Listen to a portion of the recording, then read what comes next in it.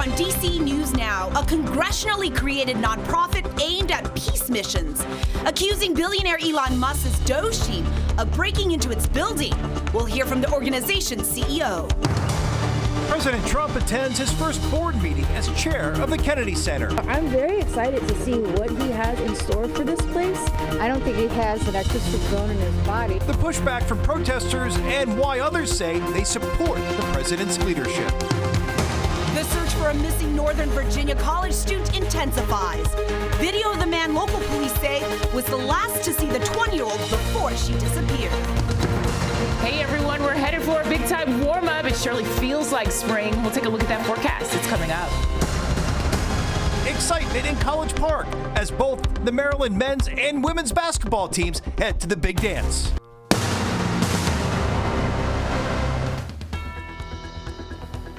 Breaking news now, and now the U.S. Institute of Peace says billionaire Elon Musk's Doge team broke into his D.C. headquarters tonight. Hi, everyone. Thank you for joining us for D.C. News Now. I'm Chris Flanagan. And I'm Susan Tran. It is the latest effort from Doge to target organizations tied to foreign aid work. The organization CEO, George Moose, says that he was fired on Friday, and the Trump administration also got rid of most of the nonprofit's board members. Moose says that Doge workers broke into their building after they were turned away on Friday. It's not immediately clear what the Doge staffers were looking to do or looking for.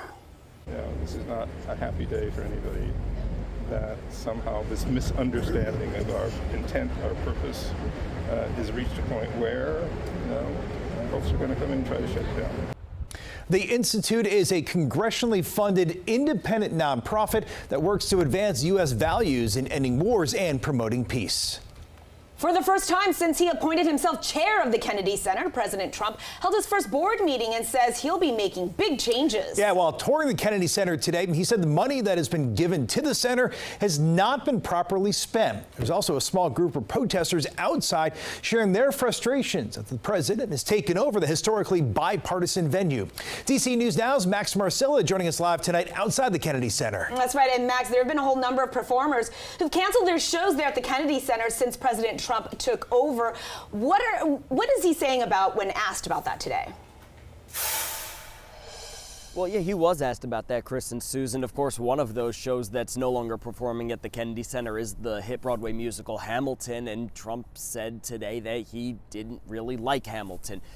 As for what else he said, well, he took aim and was very critical at what it looks like at the Kennedy Center on the inside.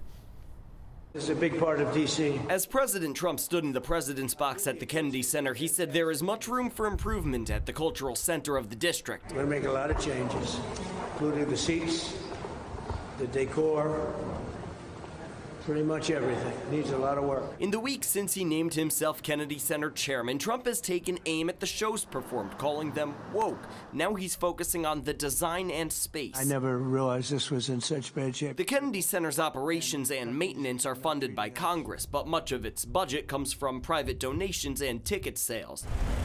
A small group of protesters, including Barbara Cohen King, who came from Frederick, Maryland, stood outside the center as Trump led the board meeting. She's concerned of the changes he could make. This is someplace for us, for the people, and I feel that he is going to change what the meaning of the arts is here. One supporter of the president, Alicia McMillan, says she doesn't have a strong opinion on Kennedy Center, but says this. I hope that we will get to having more wholesome performances. Whatever the performances are, D.C. Mayor Muriel Bowser is putting pressure on Trump and his new team of allies, saying they have big shoes to fill. I hope that they have a robust plan to bring the arts and celebrate the arts, the diversity of the arts in Washington, D.C. Now, the president was also asked about the Kennedy Center honors, which he actually skipped during his first term in office. He said they were boring, and in his words, he says the only people who were selected for that were members of the radical left. Again, his words there. Asked if the Kennedy Center honors would continue, he said yes, they would. Reporting live at the Kennedy Center, Max Marcilla, DC News Now. All right, Max, thanks. Meanwhile, staying in the district tonight, the D.C. budget, it hangs in limbo. This after Congress passed new funding legislation that would cut the budget by $1 billion. The Senate has already approved a resolution that would keep the district's funding intact. But now the House has to vote, and that won't happen until late next week. District leaders say that D.C. will meet its financial obligations. Ahead in our next half hour, the promises from the mayor if the House bill does not pass. All right, let's get a first check on the forecast with Chief Meteorologist Janessa Webb on this Monday night. I know, Janessa, we're closing in on spring, and it's starting to feel like it. Surely, it was a beautiful day today. Yeah. Temperatures are going to continue to warm up. Thursday is the big day for the first official start of the spring season here in the Northern Hemisphere. It's called the equinox, and really, we're going to start gaining more and more daylight as we step into our spring season. My only issue today, there's one complaint, that wind flow. It was tough this afternoon, and as we go into your overnight hours, we'll start to see the winds calming down. It's a nice clear night, and we'll wake up to more clearing. At this point, Fairfax County seeing kind of the worst of the winds at 35 to nearly 40 miles per hour, stretching up towards western Maryland as well. The frontal passage is pulling more into the Atlantic, and a lot of clearing will continue to take place as we go into your Tuesday, Wednesday as well, and our next big storm system not happening until Thursday. So it's a quiet night out there.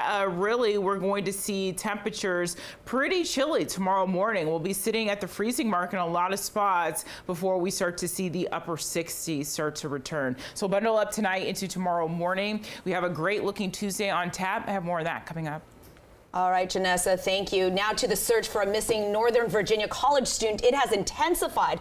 There's new videos surfacing showing her at an outdoor bar with a man who looks like the person that officials believe was the last to see Sidisha Kananki before she disappeared. Take a look at your screen right now, and local investigators say this is the person of interest, Joshua Ribby. He was seen walking out of the prosecutor's office there in Punta Cana on Friday. The Minnesota student was with Kananki 2 Sundays ago at the beach. Ribby's attorneys saying that police have confiscated his passport and he's not allowed to leave as the investigation continues. Investigators also say that Ribby told them the two went to the ocean together. They were caught by a wave and pulled out to sea. He says that he managed to bring her back to shore, but then lost sight of her. The University of Pittsburgh student disappeared on March 6th while on spring break there in the Dominican Republic with friends. Developing tonight at 9, we're learning some of the names of the men accused of buying sex out of brothels in Massachusetts and in Northern Virginia.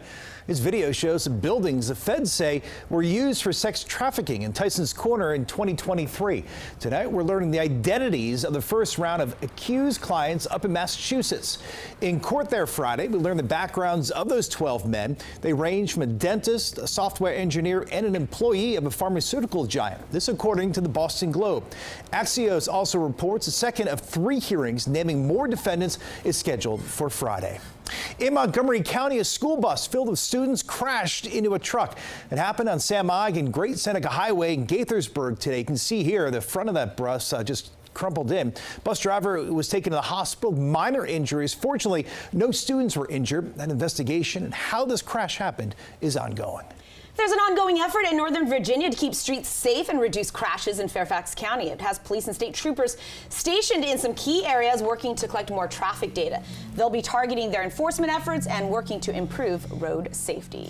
All right, March Madness, it is growing quickly in Maryland. The Terps men and women's basketball teams are in the NCAA tournament. Yes, the women, the Maryland women, they are hosting Norfolk State, while the men are playing in Ohio, which means there will be plenty of local watch parties. Certainly will be. DC News Now's Tim Reed takes a look at how area bars and restaurants are gearing up. Every time the Terps compete in March Madness, fans and students here in College Park are excited. The tournament is also a big deal for bars and restaurants.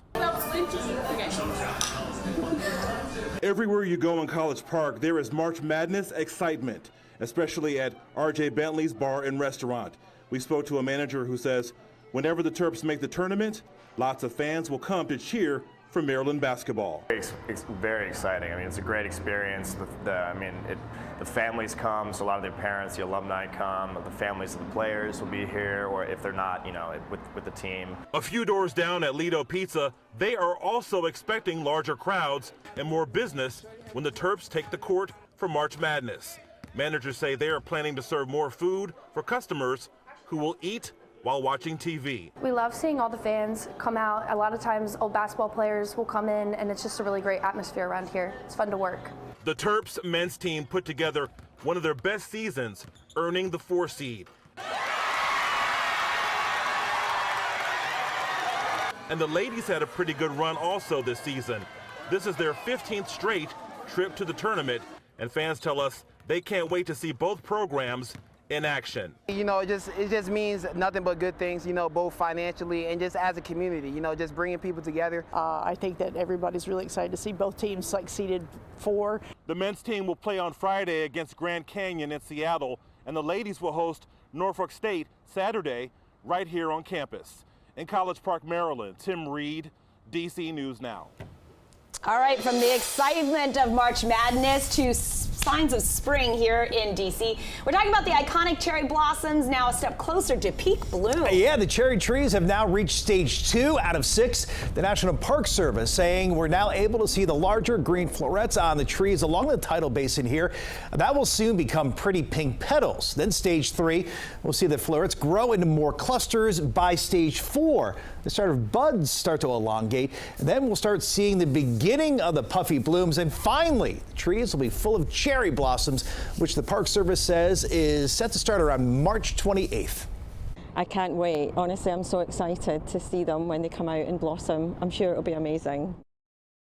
It is always amazing and just spectacular. It's so beautiful. I know. If you care to get a preview, just look behind us. It is going to be beautifully shades of pink throughout the area. It certainly will be.